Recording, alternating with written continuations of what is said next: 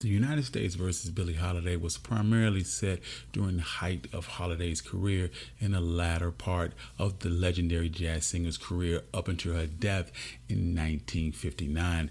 The movie draws on Johann Hari's bestseller, Chasing the Scream, The First and Last Days of the War on Drugs, which tells stories about the early days of the war on drugs and those caught up in that fight. The movie touches specifically on the chapter about federal agents who targeted Billie Holiday, and although the movie's timeline jumps between different points in her life and career, it mostly focuses on Billie Holiday's battle with the United States government and Harry Anslinger, the first commissioner of the Federal Bureau of Narcotics, over her efforts to sing Strange Fruit, a song about lynchings in the South. The attempts to suppress her by targeting her for her drug use. Throughout the movie, Holiday grapples with the weight of these legal troubles, her past which contributed to her drug use, and engages in a romance with Jimmy Fletcher, the black FBI agent who tracked her, and she rises up to be a key figure in the early days of the civil rights movement. Welcome, I'm Country Boy from the One Mic Black History Podcast, and this is a special episode of the One Mic Black History Podcast that I like to call Hollywood versus Black History. So today I'm going to talk about the United States versus Billie Holiday and talk about some of the facts and the fictions about the movie. If you like this, enjoy this, please, you can find more Black History at onemichistory.com. And if you want to support this podcast, please donate to our Patreon page on onemichistory.com. Hit support and please give us 5 stars on Apple Podcasts. Without further ado, let's get started. Is it a coincidence that Andra Day, the actress that plays Billie Holiday in the movie, has a similar name to Lady Day? Andra Day is a stage name that the actress chose as a homage to Billie Holiday's nickname, Lady Day. Andra Day is born Cassandra Monique Bate, and Billie Holiday herself was born Eleanor Fagan. She took the name Billie Holiday from the actress Billy Dove. Is Billie Holiday accurately portrayed in the movie? Well, not exactly.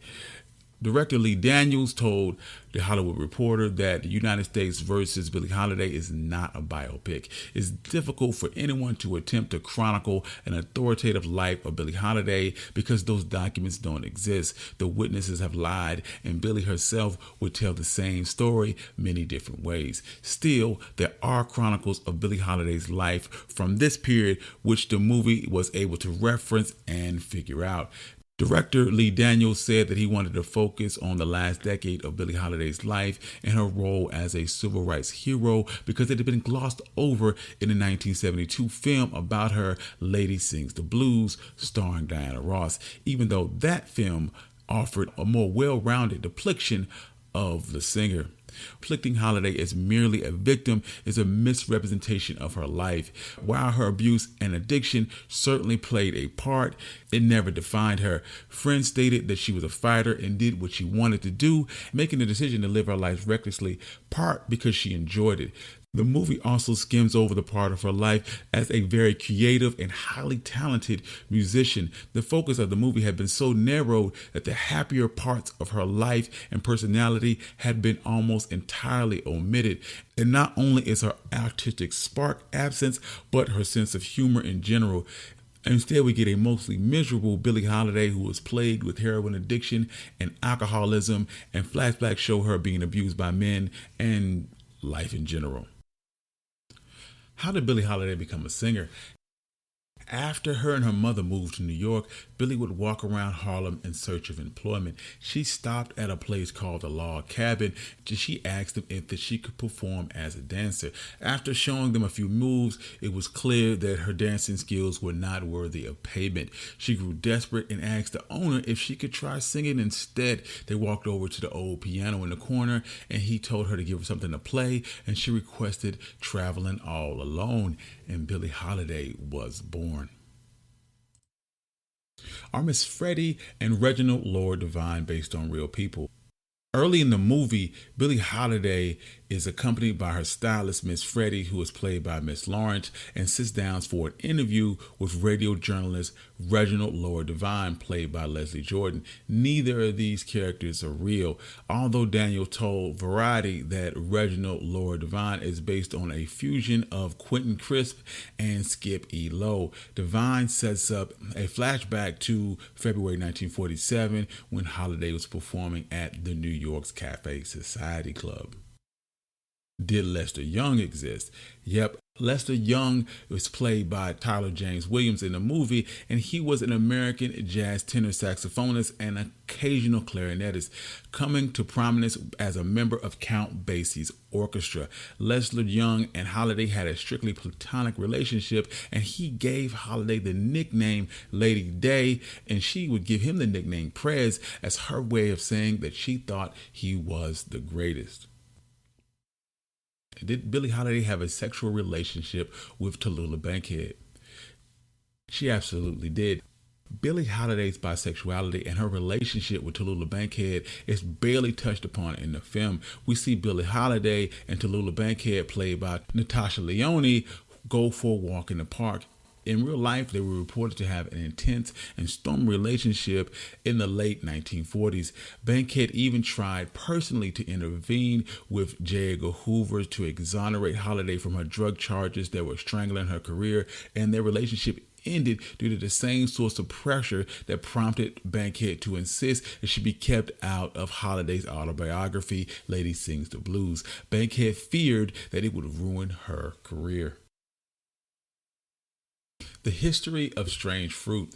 In the movie, it makes it clear that Holiday has been fighting for some time over Strange Fruit and to retain it as a part of her set list. Holiday is shown singing Strange Fruit a few times in the United States versus Billie Holiday. The first attempt is thwarted early in the movie and leaves her being dragged off stage by authorities as the crowd protests, and later she's able to sing the song uninterrupted.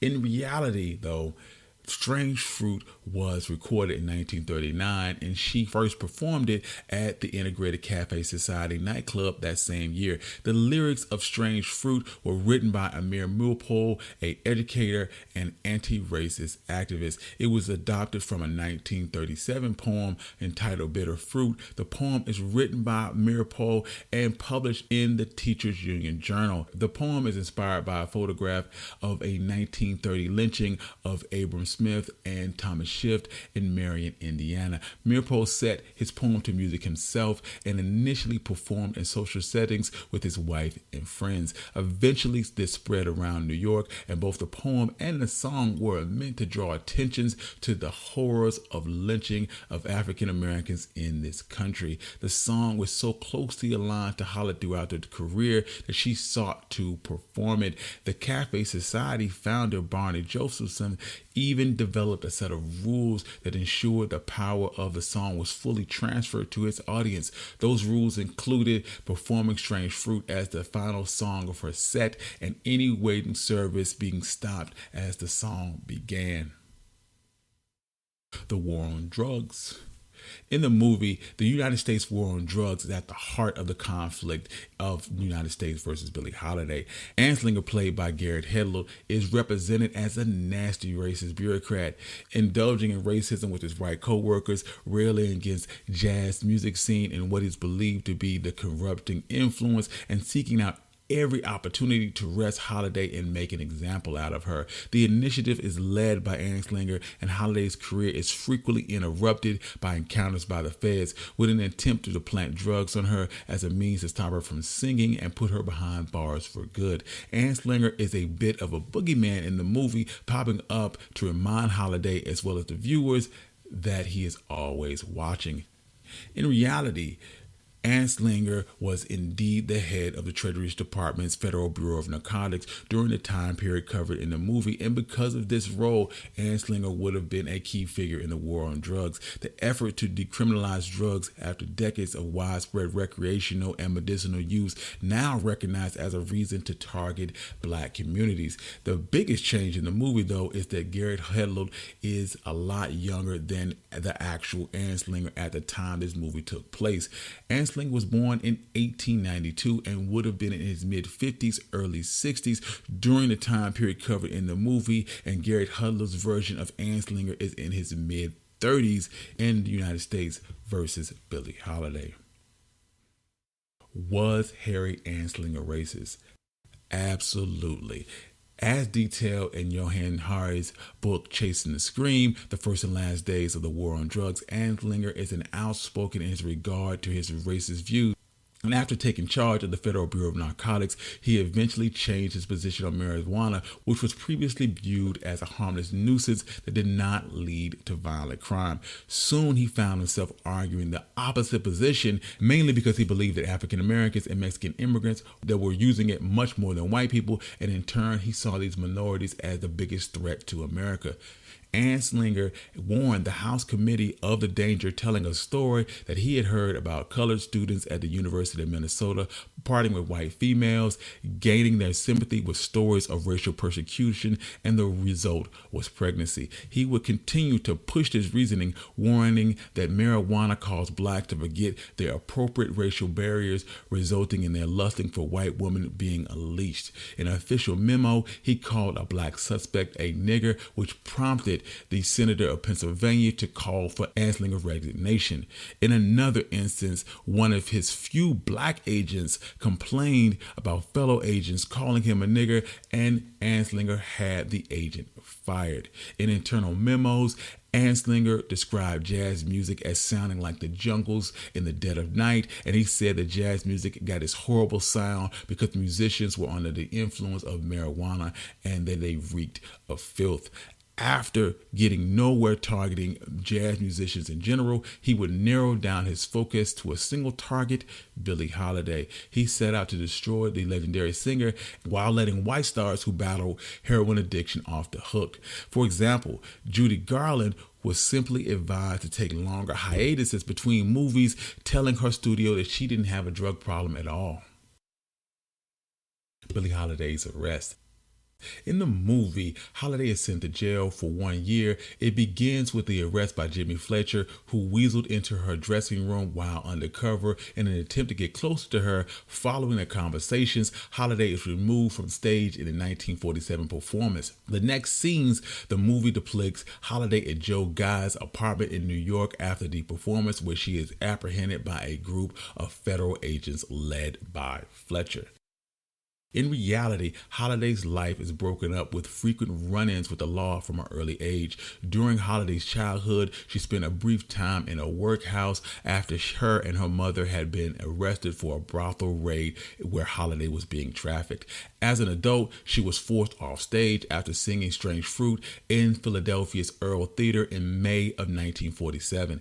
After Billie's performance at the Earl, her hotel room was raided, but the raid actually took place in Philadelphia at the Atticus Hotel, where she did actually strip naked to show up being taken into custody. But she also peed on the floor in protest, but that detail was luckily left out of the film.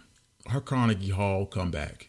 Holiday's Carnegie Hall comeback is a major event in the first half of the United States versus Billie Holiday. Taking place in 1948 after Holiday's release from prison, the prestigious Carnegie Hall concert meant to put Holiday back on the map. The movie shows some preparations for the performance as well as snippets from her.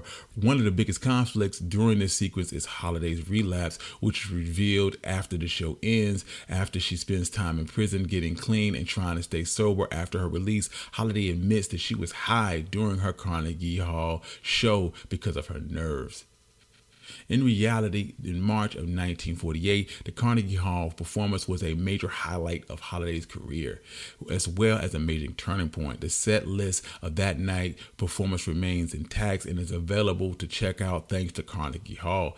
A look at the set list confirms that Holiday did in fact sing Strange Fruit, as well as her hits Body and Soul, All of Me, and God Bless the Child. The March 27th concert included 16 songs total, including an introduction from radio personality Fred Robbins. Did Billie Holiday lose her cabaret's license? Absolutely. When Billie Holiday got out of prison, she was stripped of her cabaret license. Being a convict, the government reasoned that listening to her might damage the public's morality. As a result, she was no longer able to perform where alcohol was being served. This meant that no New York City jazz clubs. She still was able to perform at alcohol-free venues like cafes and auditoriums, including several times at Carnegie Hall, where, unlike in the film, she did perform the song Strange Fruit.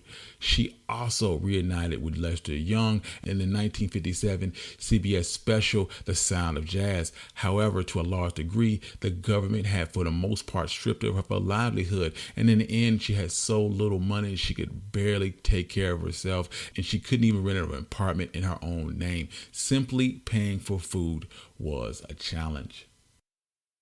The love life of Billie Holiday. In the movie, the roller coaster of Billie Holiday's love life is prominent in the events of the United States versus Billie Holiday. This is partial in an attempt to show Holiday's self-abusive behavior.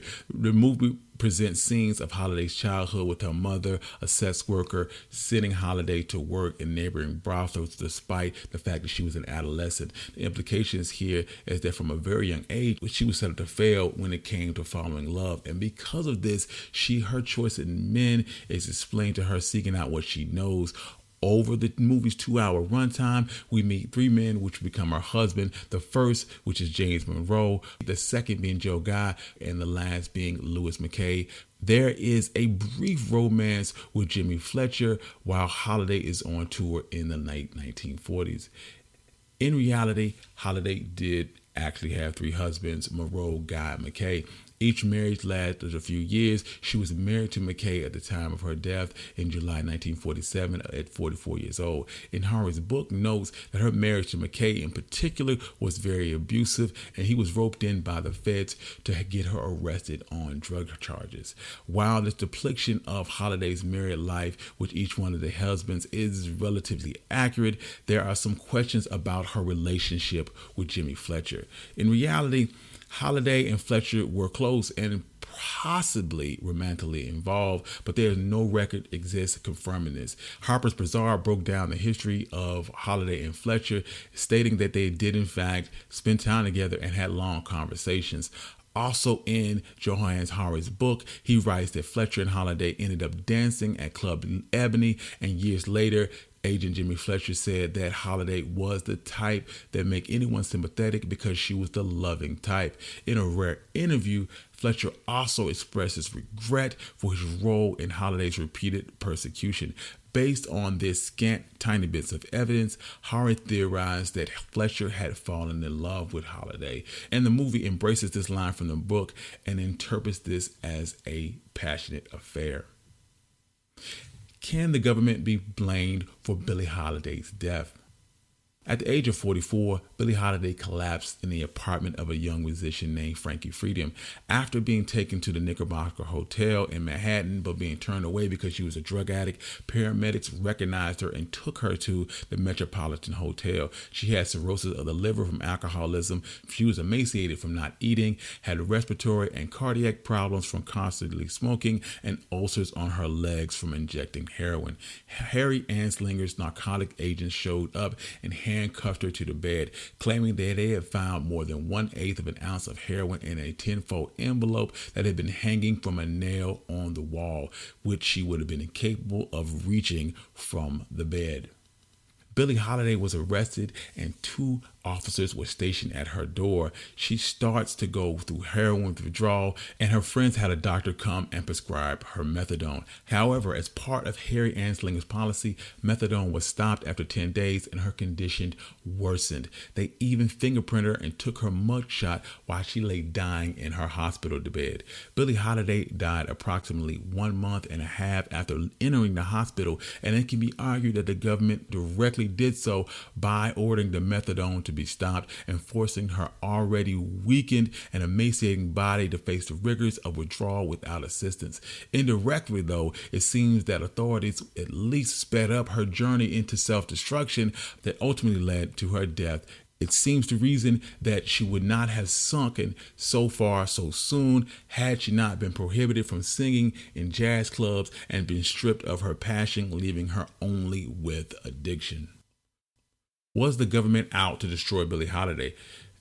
Absolutely, but it was fictionalized somewhat in the movie. The film imagines discussions between federal agents, and they come off as caricatures of bad guys as they talk about how they're trying to take down Holiday. Agents wouldn't have talked like that. They would have mistakenly believed that they were the good guys and would not have realized that they were on the wrong side of history. The movie attempts to make the same points of Johann Hari's book, Chasing the Scream, that the war on drugs does not start out with good intentions. It was actually a war on minorities, and drugs was used as a justification to target them and assert greater control over their lives. Billie Holiday was just the greatest example of this. Thank y'all for listening. I'm Country Boy from One Mic Black History, and this has been Hollywood versus Black History. If you like this, you enjoy this, you can find me at onemichistory.com. And if you want to support the podcast, please consider donating to my Patreon page or buy me coffee. Also, give us 5 stars on Apple Podcasts, and peace.